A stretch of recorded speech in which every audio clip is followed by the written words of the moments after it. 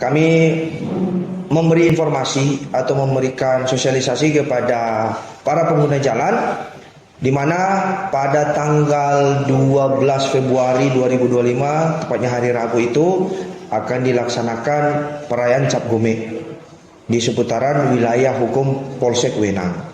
Di sini kami sampaikan kepada pengguna jalan yang mana kami dari Satlantas Polresta Manado akan melakukan rekayasa arus lalu lintas.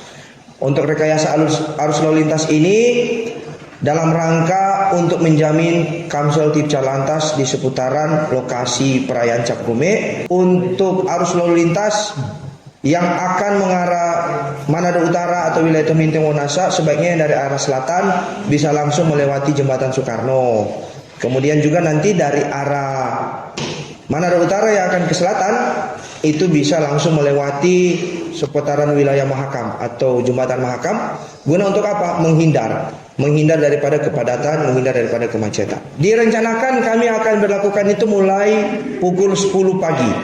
10 WITA akan kami lakukan rekayasa, kemudian akan kami lakukan juga pembersihan parkiran, tapi sebelumnya ini sudah dilaksanakan oleh Polresta Manado, sudah memberikan himbauan, sudah memberikan sosialisasi dari hari-hari sebelumnya. Terima kasih, tertib berlintas itu keren.